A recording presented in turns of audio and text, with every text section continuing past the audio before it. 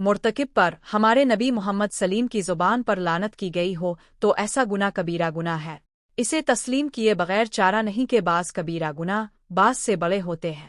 کیا آپ نہیں دیکھتے کہ اب صلی اللہ علیہ وسلم نے اللہ کے ساتھ شرک کرنے کو کبیرہ گناہ شمار کیا ہے، باوجود یکا اس کا ارتکاب کرنے والا ہمیشہ جہنم میں رہے گا اور اسے کبھی بھی معاف نہیں کیا جائے گا۔ اللہ تعالیٰ نے فرمایا، إن الله لا يغفر أن يشرك به ويغفر ما دون ذلك لمن يشاء۔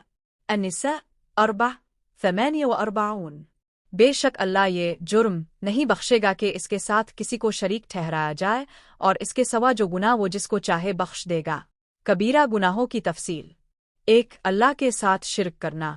سب سے بڑا کبیرہ گناہ اللہ تعالیٰ کے ساتھ شرک کرنا ہے اور اس کی 2 قسمیں ہیں۔ الف، اللہ کے ساتھ کسی کو شریک بنایا جائے اور اس کے سوا اس کی پوجا کی جائے، جیسے حجر آ شجر، درخت آ، سورج آ، چاند آ، نبی آ، پیر بزرگ آ، ستارہ آ، فرشتہ آ، اس کے علاوہ کوئی اور چیز۔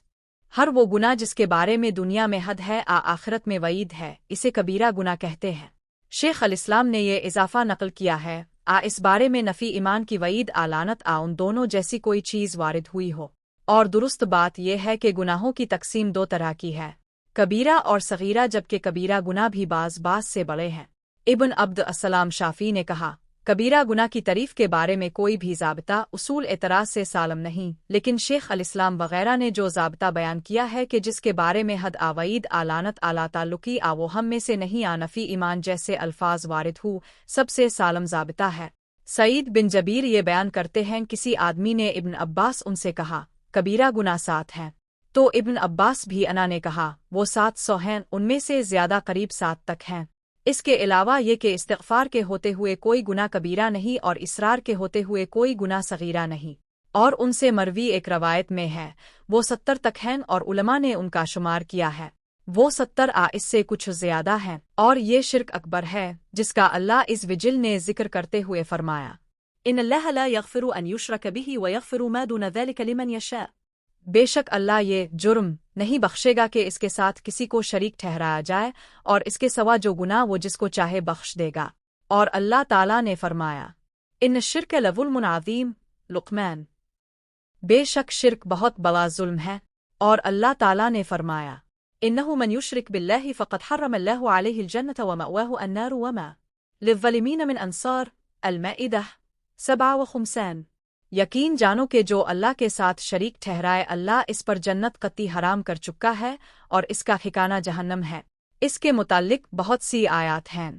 بس جس شخص نے اللہ کے ساتھ شریک ٹھہرایا اور پھر وہ حالت شرک میں فوت ہو جائے تو وہ قطعی طور پر جہنمی ہے، جیسے کوئی شخص اللہ پر ایمان لائے اور حالت ایمان پر ہی فوت ہو جائے تو وہ جنتیوں میں سے ہے، خواہ اس کے گناہوں کی وجہ سے کچھ دیر اسے جہنم میں عذاب دیا جائے۔ صحیح روایت ہے کہ رسول اللہ صلی اللہ علیہ وسلم نے فرمایا، کیا میں تمہیں کبیرہ گناہوں کے متعلق نہ بتاؤں؟ اپنے 3 بار فرمایا۔ انہوں نے عرض کیا کہ نہیں، اللہ کے رسول ضرور بتائیں۔ اپنے فرمایا، اللہ کے ساتھ شریک ٹھہرانا اور والدین کی نافرمانی کرنا۔ اب ٹیک لگائے ہوئے تھے کہ اٹھ کر بیٹھ گئے تو فرمایا، سن لو، اور جھوٹی بات کرنا سن لو، اور جھوٹی گواہی دینا۔ بات دہراتے رہے حتیٰ کہ ہم نے کہا، کاش کہ اب خاموش ہو جائے، اور اب صلی اللہ علیہ وسلم نے فرمایا، بخاری 2654 و مسلم 87۔ 7 مہلک چیزوں سے اجتناب کرو، اور اپنے ان میں اللہ کے ساتھ شرک کرنے کا بھی ذکر فرمایا، اور اپنے فرمایا، جو شخص آند بدلة أسقط لردو۔ بے شرک کی دوسری قسم ریاکاری، جیسا کہ اللہ تعالیٰ نے فرمایا، فمن كان يرجو لقاء ربه فليعمل عملا صالحا ولا يشرك بعبادة ربه أحد۔ الکہف۔ بس جو شخص اپنے رب سے ملاقات کی امید رکھتا ہے اسے چاہیے کہ وہ نیک عمل کرے اور اپنے رب کی عبادت میں کسی کو بھی شریک نہ کرے۔ اور اب صلی اللہ علیہ وسلم نے فرمایا، شرک اصغر سے بچو۔ انہوں نے عرض کیا، اللہ کے رسول، شرک اصغر کیا ہے؟ نے فرمایا، ریا۔ اللہ تعالیٰ جس روز بندوں کو ان کے اعمال کی جزا دے گا تو وہ فرمائے گا، ان کے پاس جاؤ جن کو تم دنیا میں اپنے اعمال دکھایا کرتے تھے۔ ذرن دو تم ان اسجزات۔ اور اب صلی اللہ علیہ وسلم نے فرمایا، اللہ فرماتا ہے، جس نے کوئی عمل کیا اور اس میں میرے ساتھ کسی اور کو شریک کیا تو وہ عمل اس کے لیے ہے جس کو اس نے شریک کیا، اور میں اس سے بیزار ولا تعلق ہوں۔ اور اب صلی اللہ علیہ وسلم نے فرمایا، جس شخص نے سنانے کے لیے نیک کام کیا تو اللہ قیامت کے دن اس کی بدنیتی سب کو سن دے گا، اور جس نے دکھلاوے کے لیے کام کیا تو اللہ اس کا دکھلاوا ظاہر کر دے گا۔ بخار مسند احمد مسلم، لیکن اس میں انا منبری کے الفاظ نہیں ہیں، یہ الفاظ ابن ماجہ میں ہیں۔ بخاری و مسلم۔